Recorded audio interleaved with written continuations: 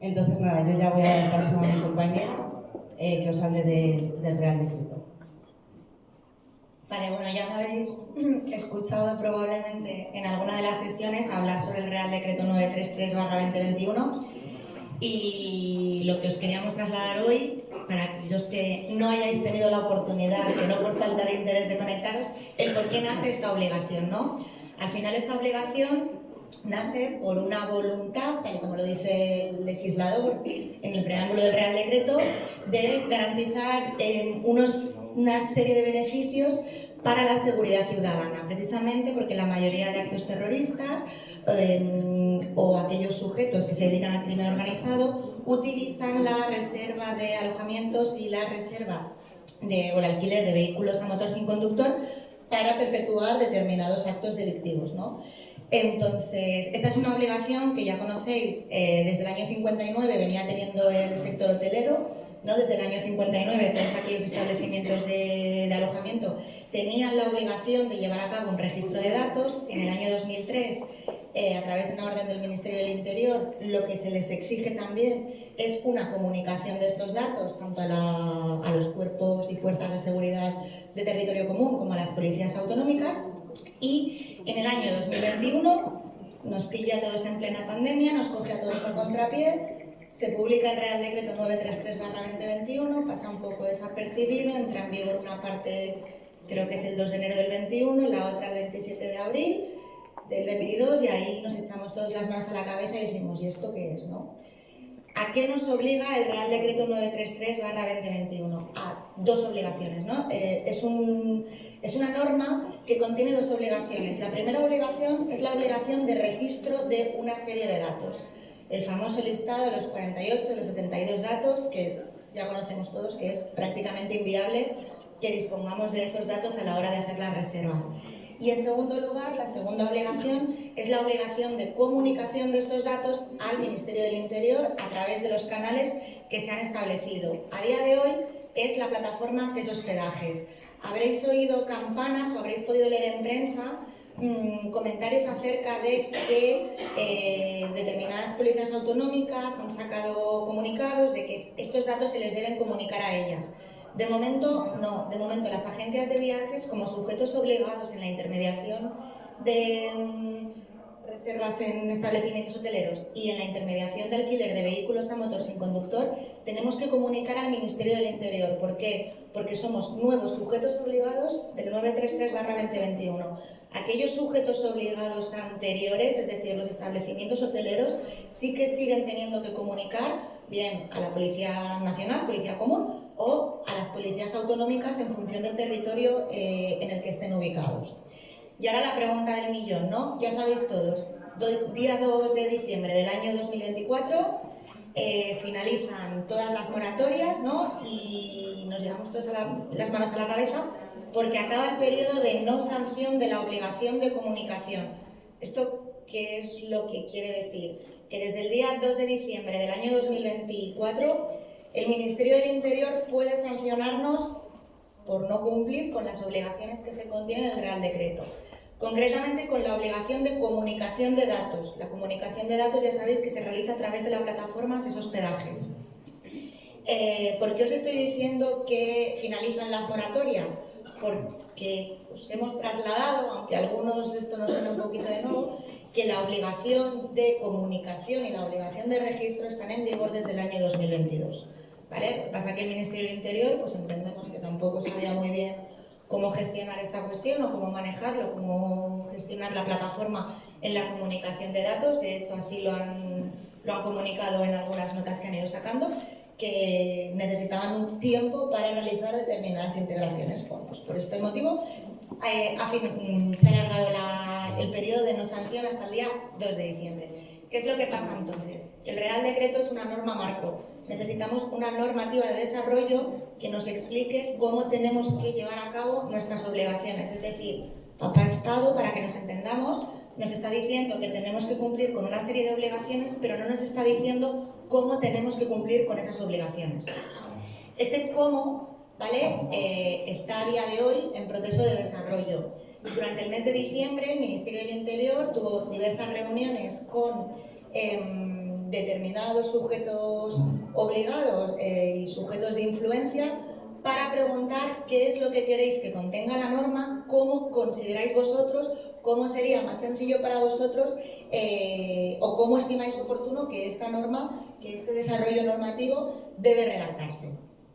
Esa consulta pública finaliza, tiene un plazo y entonces lo que se abre es un segundo plazo donde el Ministerio del Interior o donde el legislador hace una propuesta de texto normativo. Ya esta propuesta de texto normativo se ha abierto un nuevo periodo de alegaciones para que nuevamente estos sujetos obligados puedan hacer alegaciones respecto de qué es lo que se ha contenido en este desarrollo normativo. ¿Qué es lo que se prevé que se contenga en este desarrollo normativo? Pues todas aquellas cuestiones que nos habéis ido trasladando un poco, aquellas dudas comunes que tenemos todos, ¿no? ¿Qué es lo que pasa con los viajes de los menores, con los viajes de los escolares? ¿Qué pasa con estos datos? ¿Qué es lo que sucede cuando hay diversos actores en la cadena de distribución, ¿no? Un establecimiento hotelero, un banco de camas, una agencia de viajes mayorista, una agencia de viajes minorista y el cliente? ¿Quién de todos ellos es quien tiene que comunicar estos datos al Ministerio del Interior? De momento lo que dice la normativa es que quien tiene que hacerlo son todos. Perdón, de momento tenemos que hacerlo todos, no se hace distinción. Se espera o está previsto o suenan campanas de que esta cuestión se concrete un poquito más. También en relación con los viajes corporate, ya sabéis que muchas veces realizamos reservas pero no tenemos los datos de quiénes van a ser las personas que van a alojarse en los establecimientos hoteleros. Por lo tanto, todas estas cuestiones que están a día de hoy un poquito en el aire, pues esperamos que puedan ser concretadas en el momento en el que salga la norma. ¿Qué es lo que tenemos que hacer o qué es lo que pasa si a día de hoy llega un señor inspector del Ministerio del Interior a nuestro establecimiento y nos dice: hola, buenas tardes, ¿me dan ustedes los registros? Lo primero que tenemos que hacer, por supuesto, es ponerlos a su disposición como autoridad encargada de estos temas y como autoridad supervisora.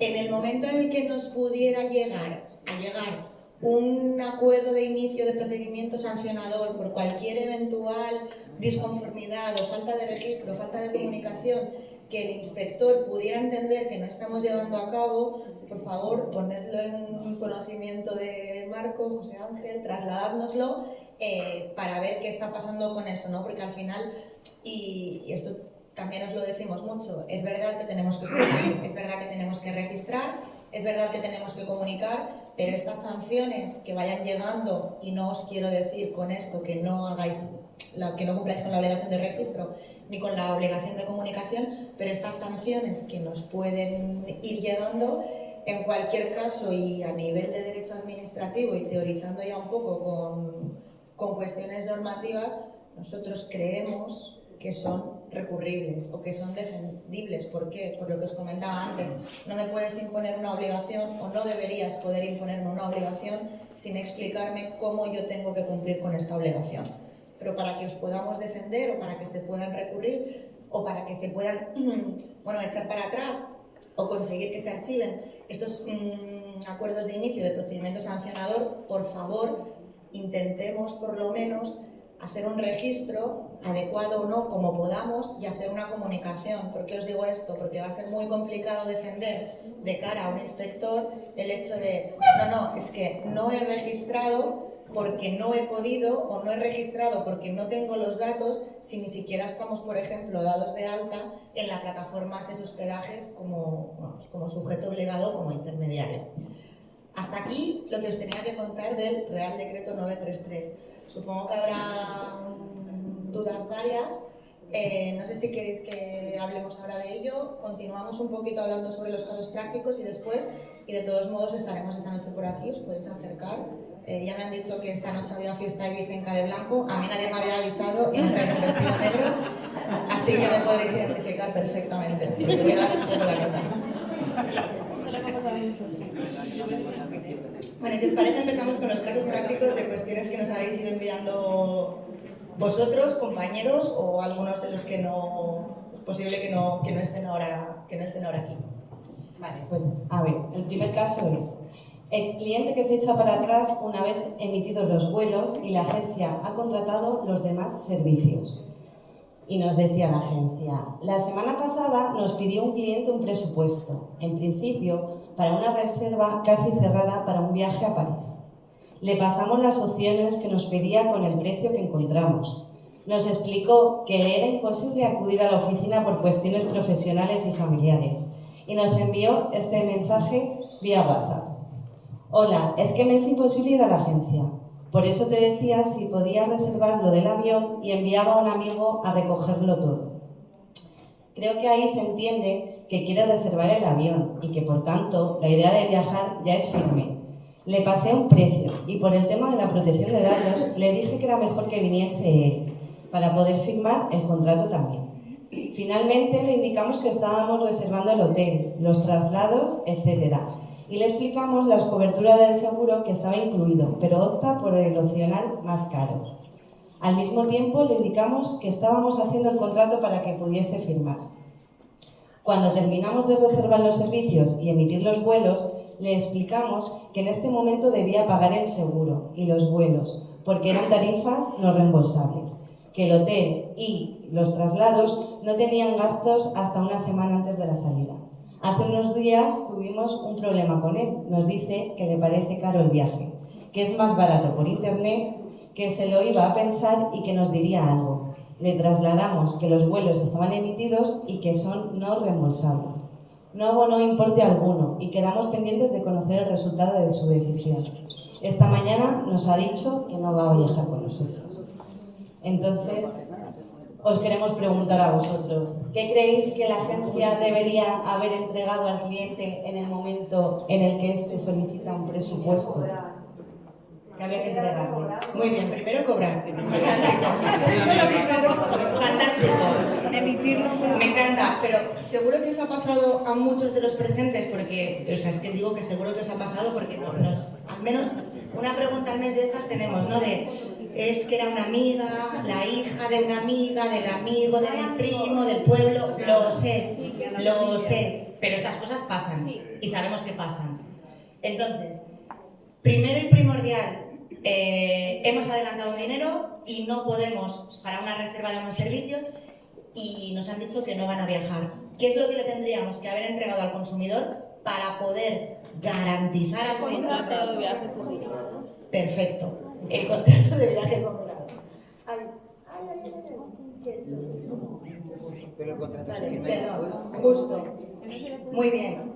Yo lo que hubiera entregado en este primer momento, en el momento en el que entregamos un presupuesto, antes de que haya una información, correcto es el presupuesto, la oferta, con la información precontractual, con toda la información que contiene el artículo 153. A mí me da igual en el formato en el que lo entreguéis, si está todo en un mismo documento, si está todo en un presupuesto, si al final ponéis la información normalizada, si entregáis una oferta y luego un documento de información precontractual adjunto, esto nos da igual, pero todos los datos que el 153.1 K, creo que es, exige que informéis al consumidor, por favor, hagámoslo, que luego se nos complican las cosas. Esta pregunta ya se la voy a hacer a Inés. ¿Qué garantiza la entrega de esta documentación, Inés? Pues la proporción de la información precontractual con anterioridad al inicio del viaje lo que garantiza es la existencia de una relación contractual entre la agencia y el consumidor. Entonces, muchas veces el comentario es: joder, es que las agencias siempre somos las perjudicadas, al final siempre acabamos pringando, al final, bueno, pues en determinadas ocasiones tenemos que acabar respondiendo nosotros. Jolines, pues es que esta es una de las herramientas que la ley nos proporciona para poder defendernos y para poder justificar que esa relación ha existido. ¿Qué podemos hacer con esto si no nos paga y le hemos entregado la información? Hombre, pues en una última instancia demandar. Nadie demanda, o muy pocas personas demandan por 200 euros porque no es rentable, pero por lo menos tenemos ese documento como forma un poco de presión y como forma de que cuando esto llegue, porque así son los consumidores, que siempre tienen razón, a una hoja de reclamaciones, a una OMIC, a un turismo, y nos llegue el inspector de turismo y nos diga: es que le tienen que devolver el dinero porque ¿qué ha pasado? Proporciónenme, denme el traslado de la información que le han dado a los consumidores. ¡Pum! Aquí está. Entonces también es una manera de protegernos a nosotros mismos, Porque es lo que siempre os decimos. A mí no me da miedo, y me imagino que a ninguno de vosotros tampoco, el tener que reembolsar a un cliente 200, 300 euros. De eso no va a depender la supervivencia de vuestro negocio. Ahora, ojo, cuidado, que una sanción de la administración de 30.000 euros, hombre, pues ahí ya se nos complica un poquito más la cosa. Vale, Inés, y la respuesta que daba la agencia por el tema de protección de datos tiene que venir a firmar el contrato, ¿es correcta? Vale, esto que a veces pasa mucho, ¿no? De es que por protección de datos no te puedo dar, o es que por protección de datos me tienes que dar. O sea, no nos confundamos, ¿no? Una cosa es la obligación que nosotros tenemos como empresarios de informar a cualquier consumidor, a cualquier usuario, de cómo vamos a recoger tus datos, qué vamos a hacer con estos datos, dónde los vamos a guardar, a quién se los vamos a trasladar. Esta es una cosa una obligación que nosotros tenemos que informar al cliente, toda esta que tenemos que hacer, cómo, dónde lo vamos a guardar. Tenemos que tenerlo en un documento interno de la agencia que se llama el Registro de Actividades de Tratamiento, y luego en la política de privacidad de la agencia tenemos que informar al consumidor de qué vamos a hacer con estos datos, pero no nos liemos, que a veces pasa es que por protección de datos no te puedo dar este dato, incluso a vosotros os lo dicen los consumidores, ¿no? Es que por protección de datos no te lo puedo dar. Hombre, pues es que si por protección de datos no me puedes dar un dato esencial para la ejecución del contrato, es que probablemente no te pueda llegar a vender. Vale, y la última pregunta es, ¿cuáles son las opciones que tenemos de cara a este cliente, Inés? Pues tal y como se han planteado las cosas de haber realizado una compra nosotros, de haber adelantado un dinero para la reserva de unos servicios sin ningún tipo de información precontractual y sin ningún tipo de contrato entregado al cliente, pues en este caso las opciones que tenemos son prácticamente ninguna. O sea, asumir nosotros esos gastos de cancelación que nos estén trasladando. Sí que es verdad que en el caso de que hubiéramos entregado la documentación precontractual y lo tuviéramos documentado un ok por parte del cliente, muchas veces os lo decimos, no, es que la contratación se ha realizado por teléfono, es que me han llamado por teléfono, es que esto cómo lo hago, siempre os lo decimos, ¿no? Mandad luego un WhatsApp, enviad luego un correo electrónico de tal y como hemos hablado por teléfono, adjunto te envío, adjunto te confirmo, te estoy diciendo que...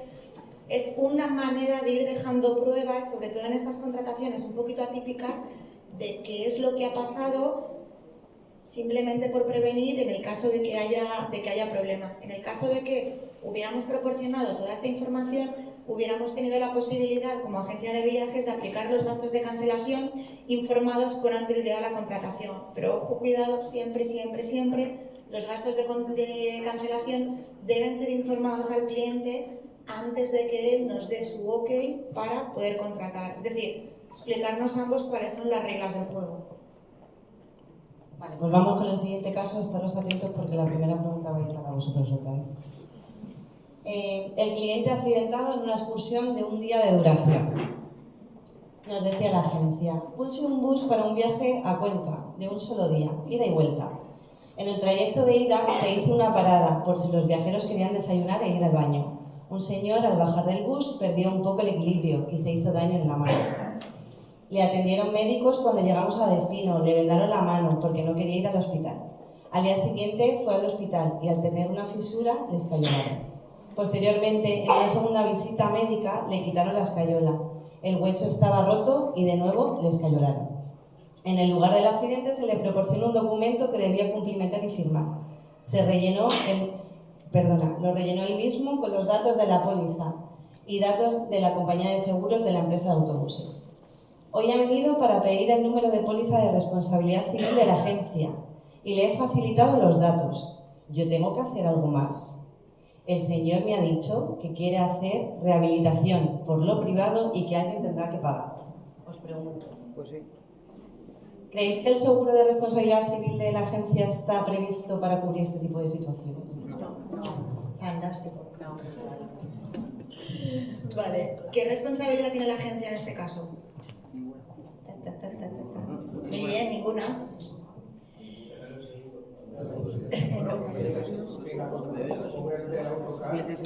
Bueno, responsabilidad de la agencia, ninguna. Aquí lo siguiente, ¿contra quién debe dirigir sus pretensiones el cliente? Sí lo tenía contratado. Ya había 4 o 5 que lo vendían muy bien. Fantástico.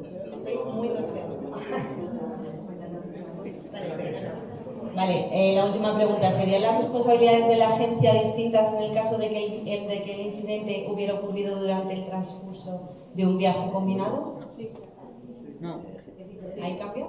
no, ¿Cambia? ¿En qué cambia? no. Tiene un viaje de inclusión por ser un viaje combinado, no es tuyo, es del seguro del viaje combinado. Claro, pero hasta ahora estábamos viendo un señor que se accidenta en una excursión de un viaje de un día. Ay, perdón. Ya, soy un poco torpe. Una excursión, un viaje de un día, esto no es un viaje combinado, aquí no pasa nada, está todo claro la responsabilidad. ¿Qué es lo que pasa cuando hay un viaje combinado? No, y nosotros hemos organizado el viaje, ahí tenemos ciertas responsabilidades, ya nos eliminaron la solidaridad en el 22, pero bueno, algo seguimos teniendo. ¿Qué pasa ahí? Con seguro de asistencia. En principio, seguimos sin tener ningún tipo de responsabilidad. En principio, tenemos que proporcionar la asistencia legalmente exigible del 161.3, creo que es, pero siempre en función de las obligaciones que nos correspondan, en función de nuestro ámbito de gestión del contrato de viaje combinado. ¿Qué os quiero decir con esto? Que sabéis que las sentencias, o sea, que los procedimientos judiciales inferiores a 2.000 euros no son recurribles, y este caso, pese a que todos lo teníais muy claro, me interesaba sacarlo porque uno de estos casos acabó convirtiéndose en un juicio verbal, en un procedimiento verbal de, no sé si fueron como 1.200 euros, y el juez entendió, porque así lo entendió, que la agencia sí que tenía responsabilidad y tuvo que asumir esa parte. Os digo que no es así, que en principio jurídicamente no debería ser así, pero que sepáis que a veces en procedimientos de cuantías inferiores a 2.000 euros, al no ser recurribles, pues que nos la jugamos un poco porque estamos a voluntad del juez. Vale, este caso es de viaje de menores, que también es bastante habitual. Y decía esto: me ha contactado un grupo de padres para un viaje de grupo de segundo de bachillerato que tienen 17 y 18 años. Después de la selectividad, sin profesores, irían a Tenerife. Al ser algunos viajeros menores de edad, ¿necesitan permiso paterno para alojarse en el hotel o algo similar? Sí. ¿Todos los niños, los de 18 y los de 17? ¿Los de 17 tampoco? No. En los vuelos ya no, por ejemplo. Ya son adultos. Empezamos, ¿no? ¿Qué documentación debe proporcionar la agencia a los viajes? La documentación de siempre, condiciones generales de contratación, información precontractual y contrato de viaje combinado. Vale. ¿Necesitan autorización paterna por escrito para alojarse en el establecimiento hotelero? ¿Paterno-materna? Sí, no. Y van acompañados. Correcto. Esto va a depender del reglamento de régimen interior que tenga cada uno de los establecimientos hoteleros, ¿no? Es las normas bajo las que ellos admiten o no a viajeros, a clientes dentro de su propio establecimiento. Aquí. ¿Quién debe firmar el contrato de viaje combinado y demás documentación? Los menores de edad, los mayores, ¿pueden los menores de edad firmar contratos de viaje combinado? ¿Tienen que ser los padres? El cliente que te contrata en concreto. Pues Vale. el padre. Aquí os cuento que, en principio, el Código Civil establece, o lo que dice el Código Civil, esto os lo digo por si algún día se os cuela alguno, que podáis defenderlo, ¿no? Lo que dice el Código Civil es que aquellos menores de edad no emancipados podrán llevar a cabo aquellos actos o aquellos negocios jurídicos que los usos, las leyes y las costumbres del país les permitan, ¿vale? Un viaje de final de carrera de un chaval de 17 años es en función de los usos y costumbres. Podríamos intentar defenderlo, y alguna vez que alguna agencia ha tenido algún tipo de reclamación en este sentido, lo hemos defendido. ¿Qué os recomendamos siempre? Que exijáis la firma y exijáis la autorización de los padres. ¿Por qué? Porque los padres, padre, madre, tutores o el representante de ese menor, son responsables civiles de lo que haga ese menor de edad. ¿Qué es lo que ha pasado alguna vez?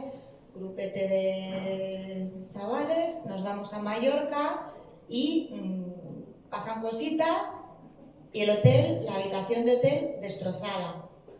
El hotel reclama a la agencia se pone en contacto con el menor nos hacemos los locos. La agencia consigue el contacto de los padres porque vivimos en un pueblo. La agencia contacta con los padres y lo que los padres le dicen es tu problema porque yo no tengo autorización para que mi hijo viajara contigo. O para que mi hijo contratara contigo. Entonces, ¿es verdad que los menores pueden firmar contratos siendo menores de edad? Sí, este dato os lo doy por si algún día lo necesitáis utilizar porque se nos escapa. ¿Qué os recomendamos siempre? Que recabéis el consentimiento de los padres, madres, tutores. Vale, pero Iván, no son las personas que irían 5, 2 son mayores de edad, con que un cliente mayor de edad te firme, los restos los pones como pasajeros. Y el que se haría cargo en ese caso sería tu cliente que ha firmado, ¿no? Vale, ¿quién te ha firmado? Tu cliente mayor de 18 años. Sí. ¿Un papá o una mamá que se hace cargo de todos los alumnos? ¿O un chaval del grupo que se hace cargo de todos los alumnos? Ya, bueno, sí, pero es que igual la madre dice, mi hijo hace lo que le da la gana. Claro, pero es menor de edad. Yo a lo que voy, o sea, que podéis hacer lo que queráis, que yo lo que os intento trasladar Sí, es con una esto recomendación. es la manera de protegeros para evitar problemas futuros. Vale. Porque evidentemente si yo esta noche me paso de copas y destrozo una cristalera del hotel, pues la que tendrá que asumir ese pago voy a ser yo. Si de aquí a 10 años es mi hija que tiene 17 años, lo hace, está aquí, yo no sé dónde está, ha firmado un contrato de viaje combinado con una agencia, o su novio de turno, que eso también pasa, ¿no? El novio de turno. Sí, pero en ese o la caso, novia, al tener tal. el mayor de edad que se ha firmado, sí que se haría cargo esa persona en concreto, ¿no? ¿Y qué relación hay entre mayor y menor de edad? ¿Son amigos, compañeros de clase? Me refiero a que comparten habitación. Claro, pero quiero decir, al final yo me alojo, yo tengo 17 años, me alojo en la misma habitación con ella y ella se hace responsable de lo que yo pueda hacer. Ella no, nuestras relaciones, ninguna. Quien responde por mí si yo soy menor de edad son mis Bueno, pero padres. eso ya es la moral, quiero decir. Yo si comparto habitación con alguien y está destrozando la habitación, le meto una gallina. A ver, que lo tengo claro, que yo también, 35 años, que estamos hablando de chavales de 17, 18, que salen por primera vez solos, sin papá y sin mamá. Autorización de los padres siempre. Que se nos ha colado alguno, que se nos ha escapado, siempre tenemos ese artículo del Código Civil para acogernos a él e intentar defenderlo. Pero bueno, que lo sepáis. Vale, Inés, y si este caso fuera en un viaje fuera, en Nueva York, por ejemplo, ¿estaríamos frente al mismo caso? En Nueva York, ¿qué pasa? Ya sabéis que los chicos de 16 pueden conducir, hasta los 21 no se puede beber y no son la misma normativa que aquí. Pues en principio lo que tendríamos que hacer es estar a la normativa del lugar de destino. Vale, el proveedor que quiere datos. Un proveedor de servicios de viaje me está pidiendo determinados datos de mis clientes. Por la ley de protección de datos, ¿puedo dárselos? Vale. La ley de protección de datos me permite dar traslado de los mismos. Pero que sí, porque se Bueno, esta pregunta es como bastante evidente, ¿no? Quiero decir, si un proveedor me pide datos de clientes, ¿cómo se va a llevar a cabo la prestación? Coño, algo le tendré que dar, ¿no? Algo le tendré que decir. Efectivamente, pero, como estaban diciendo aquí en la primera fila, estos valientes de primera fila, ¿no? Podremos dar estos datos a un proveedor de servicios siempre y cuando, además de tener un acuerdo contractual que deberíamos tener siempre, que soy consciente de que a veces no, que es muy difícil, que yo lo sé, pero deberíamos tener firmado un anexo de encargado y un anexo de responsable del tratamiento de esos datos. Yo, agencia, recabo datos de mis clientes. Yo soy el responsable de qué va a ocurrir con esos datos, pero para yo poder proporcionar a un viajero unos servicios, yo esos datos los tengo que trasladar a un tercero. Ese tercero va a ser el encargado del tratamiento de esos datos. Ojo, cuidado de los que yo sigo siendo responsable. Vale, pero yo sigo en mis 13 y te pregunto, ¿puedo negarme? Pues si tenemos firmado lo anteriormente indicado, estos acuerdos de distribución y estos anexos de encargado y de responsable del tratamiento, siempre y cuando los datos que hayamos solicitado sean los datos mínimos, En principio no deberíamos negarnos porque es para llevar a cabo una determinada prestación. Porque os he dicho esto de los datos mínimos. En materia de protección de datos, una de las máximas a nivel europeo, a nivel del reglamento y que luego se ha desarrollado a través de la ley orgánica es solicitar a los clientes para el cumplimiento de las prestaciones o para el tratamiento para el que estemos legitimizados los datos mínimos para llevar a cabo esa prestación.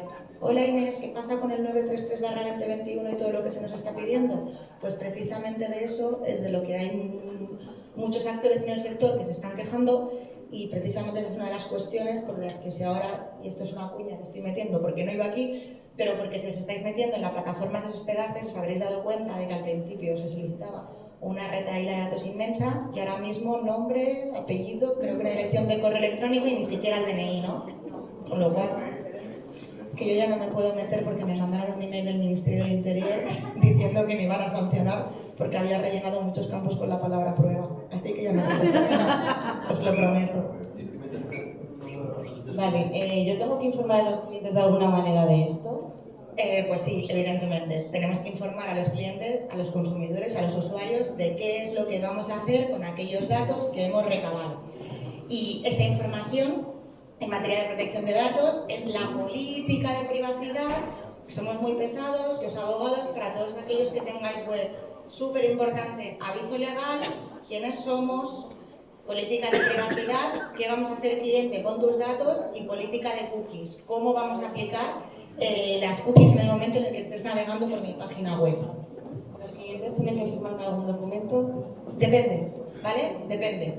En principio, para todos aquellos que tengáis página web, los clientes no deberían firmaros ningún documento específico, siempre y cuando en la documentación contractual hagáis remisión a la política de privacidad que tenéis en la página web.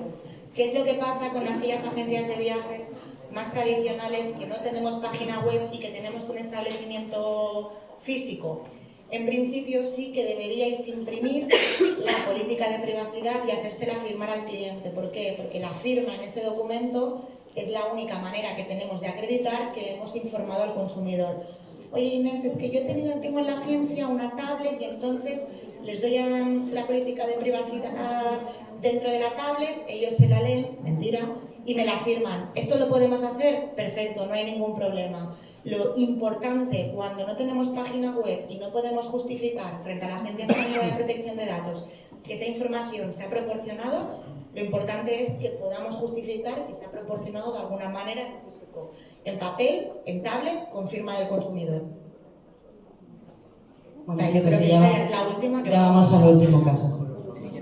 Gastos de cancelación injustificados. El caso es que hemos tenido unos clientes que cancelaron unos viajes en Navidades y la mayorista nos carga unos gastos de cancelación que tanto a los clientes como a nosotros nos parecen excesivos. Hemos pedido reiteradamente que nos lo justificaran y desglosaran y su respuesta es que al tratarse de un viaje combinado no tienen la obligación de realizar dicho desglose. A mí me da la sensación de que esa respuesta no se ajusta a derecho y que tienen la obligación de desglosarlo. Es así, ¿estamos en lo cierto? Os añadimos un dato. La agencia de viajes minorista, por error, no dio traslado a los viajeros ni de la información precontractual ni del contrato de viaje combinado.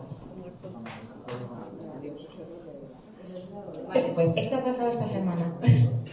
¿Tiene la obligación la agencia de viajes mayorista de remitir a la agencia de viajes minorista los gastos de cancelación desglosados?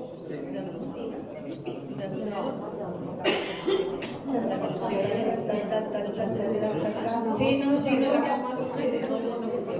¿No? ¿Quién dice que sí? ¿Sí? ¿Sí? ¿No? Estamos así. Pues en principio la agencia de viajes mayorista, el organizador al consumidor, a la agencia de viajes minorista no tiene la obligación de darle traslado de los gastos de cancelación desglosados, porque contrato de viaje combinado, conjunto de servicios ofrecidos a un precio tanto alzado global. Con lo cual, los gastos de cancelación se establecen en función de un escalado sobre ese precio. Vale, ¿tiene la obligación de asumirlos el viajero en el presente caso? Recordemos, la agencia de viajes mayorista ha informado a la minorista, pero a la minorista se le ha olvidado darle traslado al viajero. Pues nada, está por No firma el contrato tampoco. Claro, no me pongo Correcto. Se jode como lo de eso. Si no fueron Ha dicho que te he informados, contratado si no por- han sido informados por la minorista, recordemos, un Catay nos da unos datos de cancelación de un paquete suyo y nosotros en el contrato de viaje combinado que le damos al consumidor, se nos olvida, no los ponemos. Y el consumidor nos dice, es que quiero cancelar este viaje, ¿de cuántos son los gastos? Y le decimos, 4.080 euros. ¿Perdona? ¿Esto dónde lo pone? Se lo come la agencia. Hombre. Vale, pues entonces ya hemos adelantado la última pregunta. ¿Quién debería asumirlos entonces, Inés? ¿No se pueden aplicar? Pues en principio, en estos casos de estos eventuales errores, los asume la agencia de viajes minorista en función de las obligaciones que correspondan dentro de su ámbito de gestión. El legislador es muy cachondo en este punto y es muy gracioso porque pasa de en el año 2018, artículo 161.1, imponernos a todos una responsabilidad solidaria que en la época COVID nos volvió como bastante locos por los reembolsos que tuvimos que hacer cuando determinados actores del sector nos reembolsaban, pero nosotros teníamos que responder frente al cliente. Pues pasa de eso a, en el año 2022, decir que organizador y minorista responden en función de su respectivo ámbito de gestión, pero no establece cuál es su respectivo ámbito de gestión. ¿Con qué nos encontramos aquí? Que muchas veces entre minoristas y organizadores, y no os hablo ahora de las grandes, porque normalmente sí que tienen acuerdos de distribución, tanto con grupos de gestión o directamente con las agencias, sí que os hablo como de aquellas agencias de viajes, organizadoras de viajes como más específicos, más dirigidos a un nicho de mercado determinado, que distribuyen a través de minoristas. Jolines, a veces aquí es muy complicado determinar quién es el sujeto responsable de dar traslado de determinada información a los consumidores. Parece que la información relativa a traslado de documentación, información precontractual, contrato de viaje combinado está clarísima, ¿vale? Pero aquí entra y quién tiene que informar del seguro y quién tiene que informar de los requisitos sanitarios. Entonces, ¿qué os recomendamos siempre? Documentar estas cuestiones mediante acuerdos. Es lo ideal. Si no podemos hacerlo mediante acuerdos, por lo menos, dejadlo escrito en un email, en un intercambio de correos electrónicos con este organizador o con este minorista, en función de cuál sea vuestra posición, por lo menos que vayan ahí las obligaciones para poder justificar el día de mañana si ocurriera cualquier cosa. Que como decíamos antes, las cosas nunca pasan hasta que pasan y nuestra obligación como abogados es proporcionaros la visión para que en el momento en el que pasen ya hayamos dado los pasos previos para que no tengan o tengan las menores repercusiones en vuestro día a día. Dicho todo esto, hasta aquí hemos llegado. No sé si nos hemos extendido mucho, Marco. No sé si me oyes. Muchísimo. Y nada, fenomenal. Nos vemos esta noche en la fiesta de Marco.